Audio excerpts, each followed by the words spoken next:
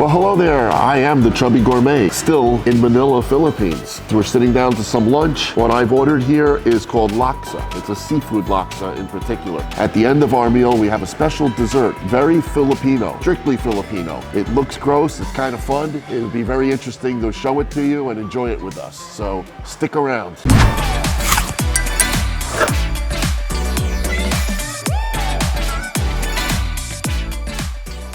What I have here is a seafood laksa. Laksa is a spicy noodle soup, particularly of Southeast Asia. Singapore, Malaysia, Indonesia in particular, but the Philippines is also Southeast Asia. They serve laksa in many restaurants here as well. So it's a spicy noodle soup. The protein in this case is seafood. So there's some shellfish, actually it's all shellfish, and that incredible hard-boiled egg, which I love so much. And it looks like some tofu as well. So I actually would like to taste the broth first. Very rich as well. If you look past the red, that silky color underneath there. Moderately spicy, not too spicy. I'd say like a between 3 and 4 again. Nothing crazy. I want to try some of this tofu. Very good. Most laksa, especially Indonesian, it's going to be way up there on the heat scale in terms of spiciness. This is probably the most mild laksa. It's still got the hot pepper, you can tell from the coloring, but it's not nearly as hot as what I've had in like Singapore. And Indonesian, like I said, it typically tends to be the hottest. So we try some of that delicious hard-boiled egg. The silkiness of the semi-cooked yolk with the creamy, spicy soup is heaven. Ambrosia. And I want to see what these noodles are cooked like.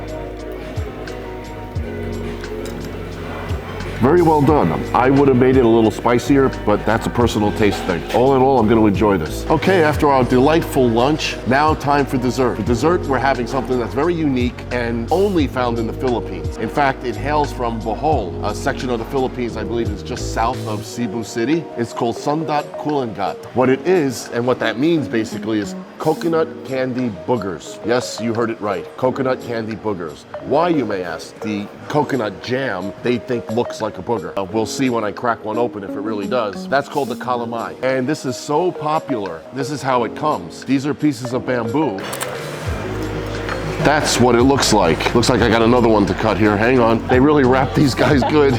This is so popular in Bohol that they have an annual festival called the Hagna Calamay Festival. So let's see. Here's the little guy. And the little coconut jam is inside there. Wow, these are wrapped good. The round piece is actually wood. It's a wooden orb. And inside is the calamay. I guess I'll just grab it with my finger. It's sticky. I don't know where they get booger from. If I had a booger that looked like that, I'd be in trouble. But anyway, let's see. Not very sweet. It's a jam. It's a coconut jam. A little sweetness to it. I could probably sit down watching a movie and just go through these if I could figure out how to open them better. Here we go. And same deal. I think it's interesting it got that name. Oop. And there you have it. Sundot kulangot. Ooh. That just ain't right. Ew, you're eating your booger? It's sweet, tangy. Eat it.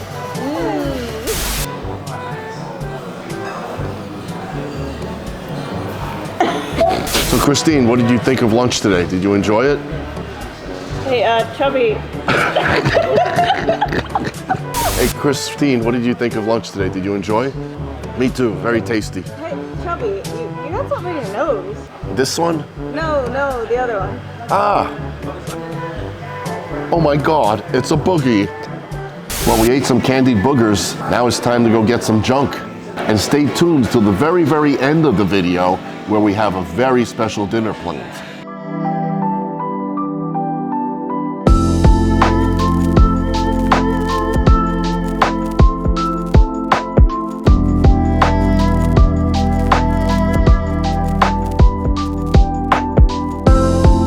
Hello everyone, here we are in Angeles City in the Philippines, about an hour and a half, 2-hour drive from Manila, at a restaurant called Apag Marango. And we're here specifically to have kamaru. Kamaru is crickets. And here they actually fry the crickets. Supposedly tastes really good. If you're interested in Emily and me having grasshoppers and ants at a Mexican restaurant in Lower West Side of Manhattan, New York, check out the link above. So this isn't the first time to the rodeo. First time crickets technically, but I'm imagining a grasshopper is pretty similar to a cricket.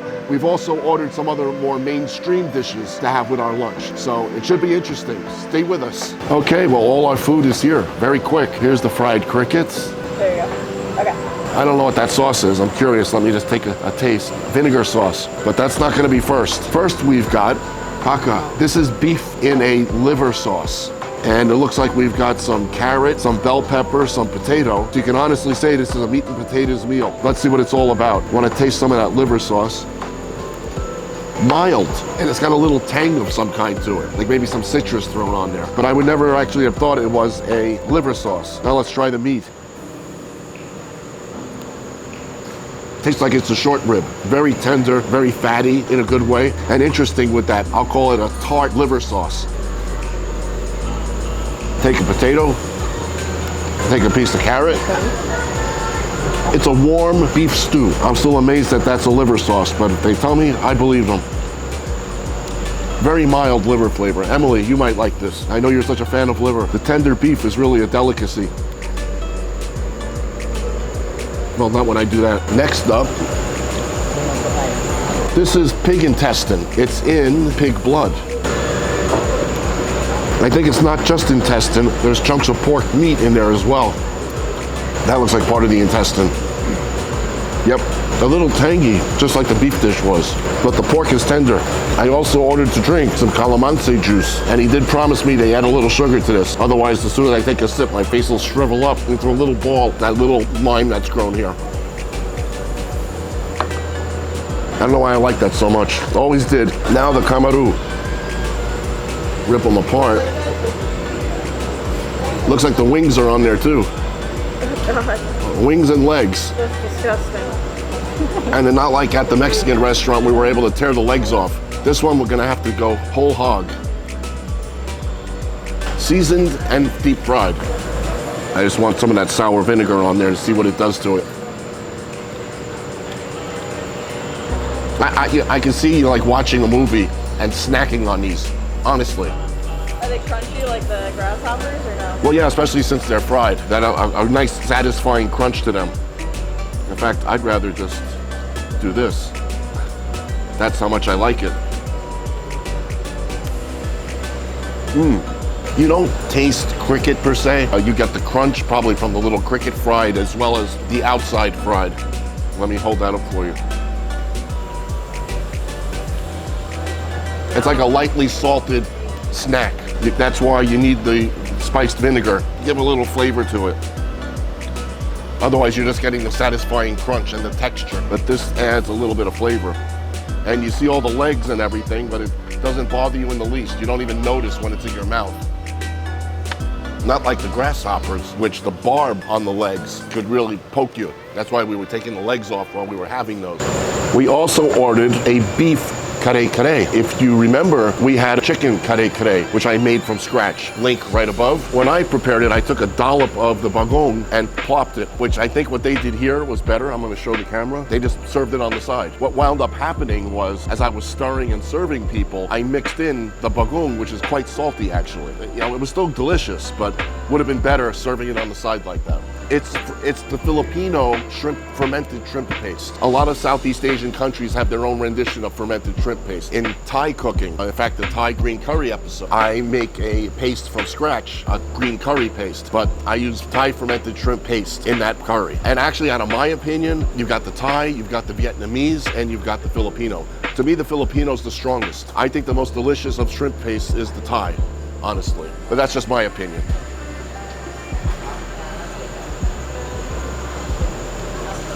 One small correction of what I said. This is actually beef oxtail, to be specific. So it should be tender if it was slow cooked. It doesn't have that standout kare kare flavor. I can taste its kare kare, obviously, but mine was stronger, for better or for worse. Honestly, without being a jerk, I preferred mine a lot more. This actually is bordering on bland. I'm gonna grab a little of their bagoong because it needs it. The bagoong, if you remember, is very salty. It's fermented shrimp, so it's got a punch. We got one more dish left. Say what it is. This, quite simply, is fried pork belly. Pork belly is where they get bacon from, but when they serve the pork belly, it's the fat included. So it's a very fatty piece of pork. And since pork fat renders incredibly delicious flavor, it's a good thing. And I'm not so sure what this paste is. I'm gonna taste a little of that first. I'm gonna guess another liver sauce. It is a liver sauce. Very interesting. This one, it's obvious it's liver, but there's sweetness added to it. Wow, give the Chubby Gourmet some ideas. Wow, that's delicious. Now I'm anxious to try the fried pork belly with it.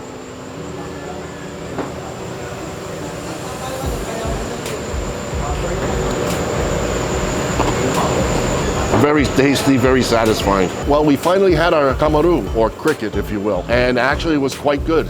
Maybe a nice tasty snack. And we had a few other dishes too. Very, very authentic Filipino food. So everything was actually pretty good and top notch. We still got a few more very interesting Filipino dishes that we'll be doing, so stay tuned. You don't want to miss it. If you like what you see, please remember to hit that like. It helps the algorithm, it helps our channel. Share, comment. I'd love to hear from everybody. Hit that subscribe, but bear in mind, if you just hit subscribe, you'll only be at half chub. We want our chubby chasers at full chub, so spank that notification bell. And until next time, hasta lasagna.